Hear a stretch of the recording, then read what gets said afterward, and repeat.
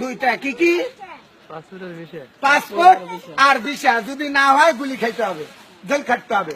কবরে যাইতে হইলেও দুইটা জিনিস লাগে, এক হচ্ছে ইমান আর এক হলো আমল। ইমান আমল নিয়ে যদি কবরে যাইতে পারো, কবর তোমার জন্য জান্নাতের বাগান হয়ে যাবে। আর যদি ইমান আমল যদি না নিয়ে যেতে পারো, ওই যে পাসপোর্ট ভিসা ছাড়া যেরকম মালয়েশিয়া গেলে গুতানি খাওয়া লাগে, এরকম কবরেও তোমারে গুতাইবে।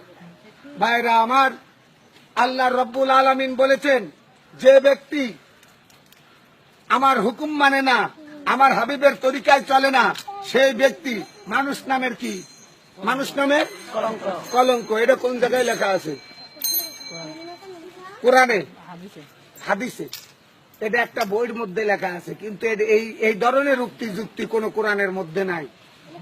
ভাইরা আমার, আপনারা জানেন দিনের নবী হযরত মুহাম্মদ সাল্লাল্লাহু আলাইহি সাল্লাম ৬৩ বছর জিন্দেগিতে ৩.৫ মনের অধিক খাবার খায় নাই, আর আমরা বছরে ১০ মন চাইলেই খায় ফেলি।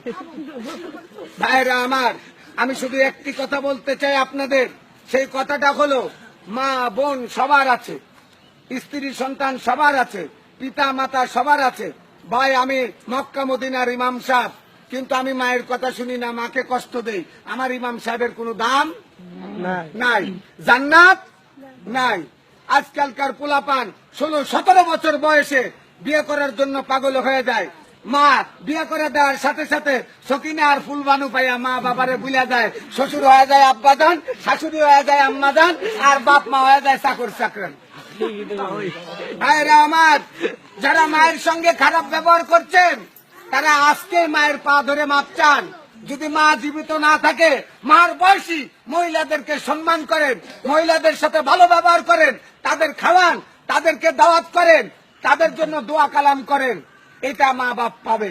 ভাইরা আমার, আমি যদি খারাপ লোক হই, তাহলে আমি কোথাও বসতে পারবো না, দাঁড়াতে পারবো না। আচ্ছা, আপনারাই বলেন, আমি যদি চোর হতাম, আমি যদি ডাকাত হতাম, আমি যদি বদমাইশ হতাম, আমি যদি গুন্ডা হইতাম, আমি যদি মদতি হইতাম, আমি যদি জুয়া করে হইতাম, এখন আমি এখানে দাঁড়ায় আপনাদের সামনে কথা বলতে পারতাম? আপনারা শুনতেন কি? এখন সেটা আপনি বলেন। শুনতেন না। আমার একটা পরিচয় আছে, ওটা সিক্রেট। ওটাকে তোমার মতো দেওয়ার মতো লোকের মতো, তোমার মতো লোকের যদি আমার পরিচয় দেওয়া যাইতো, তাহলে আর আমার পাগল হইতে হইতো। ট্রাই টু আন্ডারস্ট্যান্ড, বোঝার চেষ্টা করো। In the event of conviction, this ticket is to be admit history ticket. My name is M.D.K. Russell. My father's name is Kundukar Musharraf Hossain. My village name is Himsori. My thana name is Ramu. My district name is Cox's Bazar. Bangladesh is our homeland. There are 64 districts in Bangladesh. How many rivers Bangladesh? It is Padma, Meghna, Jamuna. It is beautiful country. I love my country, but it is not beautiful country. It is tip of Bangladesh. Bangladesh is habit is the second nature. অভ্যাস হচ্ছে দ্বিতীয় প্রকৃতি। যে যে অভ্যাসে পরিণত হয়ে গেছে, ওই অভ্যাসটা মৃত্যুর আগ পর্যন্ত ছাড়তে পারে না। ভাইরা আমার, আমাদের দেশের সরকার ঘোষণা করে দিয়েছিল, বাংলার মানুষ, আপনারা কি 10 টাকা সের চাল খেতে চান? বাংলার মানুষ বোকা, খায়া গেল ধোকা, বলে যে চাই, কয় তাহলে আমাদেরকে ভোট দেন, আমরা 10 টাকা সের চাল খাওয়াবো। আল্লাহর কসম, 15 বছর রানিং চলতেছে সরকারের। একবার গেছে, আর একবার গেছে, আর একবার জোর করে থেকে গেছে, তাও 40 টাকা সের। সরকার কথা দিয়ে কথা রাখে না।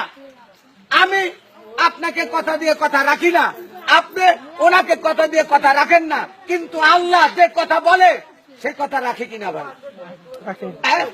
যে ব্যক্তি এতেমামের সহিত গুরুত্ব সহকারে 5 ওয়াক্ত নামাজ জামাতে বাঁধিয়া পড়িবে, আল্লাহ তাআলা তাকে 5টি জিনিস পুরস্কৃত করবে। 1 নাম্বার, রিজিকের অভাব দূর করে দিবে। 2 নাম্বার, কবর আযাব মাফ করে দিবে। 3 নাম্বার, ডানাতে আমলনামা দিবে। 4 নাম্বার, বিজলির আকারে ফুলসুরাতের পুল পার করে দিবে। 5 নাম্বার, বিনা হিসেবে নিজ জিম্মাদারিতে আল্লাহ জান্নাতে দিয়ে দিবে। ও ভাই, জান্নাতের দাম কত জানেন? সমগ্র পৃথিবী বিক্রি করিয়া, সমস্ত হীরার খনি, সোনার খনি, তেলের খনি, ব্যাপক খনি বেচা, বিল্ডিং বাড়ি ঘর বেচা, সমস্ত টাকা জড়ো করিয়া জান্নাতে একটা খুঁটা রাখলে যতটুকু জায়গা, এই জায়গার মূল্য দিতে পারবে না। এত বড় একটা দামি জান্নাত আল্লাহ আমাকে আপনাকে দিবে। ভাই, আমার সামনে, আপনার সামনে যদি একটা কুত্তার বাচ্চা সাঁতার জানে না, ওই পানির ভিতরে পড়ে যায়, আমরা বাঁচানোর চেষ্টা করব না? ঘৃণা করব না যদি মনুষ্যত্ব থাকে, যে আল্লাহর সৃষ্টি প্রাণী এ মরবে কেন, বাঁচানোর চেষ্টা করব। তা আল্লাহ এত সুন্দর করে, এত মোহাব্বত করে তার বান্দাকে বানাইছে আগুনে পোড়ানোর জন্য, কি সুখে শান্তিতে রাখার জন্য। কিন্তু এই বান্দা যদি নিজের সুখ নিজে না চায়, নিজের সুখের কাজ নিজে যদি না করে, তাহলে কারো দোষ দেওয়া যাবে না। দুনিয়ার বুকের আমি চুরি করছি, আমার শাস্তি হবে কিনা? আমি মার্ডার করছি, আমার শাস্তি হবে কিনা? হবে কিনা? হবে। হ্যাঁ, এইরকম দুনিয়াতে আল্লাহ আমাদের যে কাজের জন্য পাঠাইছে, পুরুষের দায়মি ফরজ হলো 3টা। পুরুষের দায়মি ফরজ কয়টা? 3টা। দায়মি ফরজ মানে অবশ্যই অবশ্যই পালন করতে হবে। 1 নাম্বার পাক পবিত্র থাকা, 2 নাম্বার ঈমান আমলে থাকা, 3 নাম্বার নাভির উপর হইতে আঁটুর নিচ পর্যন্ত ঢাকিয়া রাখা। দায়মি ফরজ, মেয়েদের দায়মি ফরজ 5টা, 2টা বেশি। পাক পবিত্র থাকা, ঈমান আমলে থাকা, মাথার চান্দি হইতে পার তালুয়া পর্যন্ত ঢাকিয়ে রাখা, তারপরে স্বামীর খেদমত করা, আর স্বামীর মালামাল হেফাজত রাখা। স্বামীর অর্ডার ছাড়া ভিক্ষা দেওয়া নিষেধ। আর এখনকার বৌদিরা তো স্বামীর জিনিসপত্র টোপলা বান্ধা মারবা।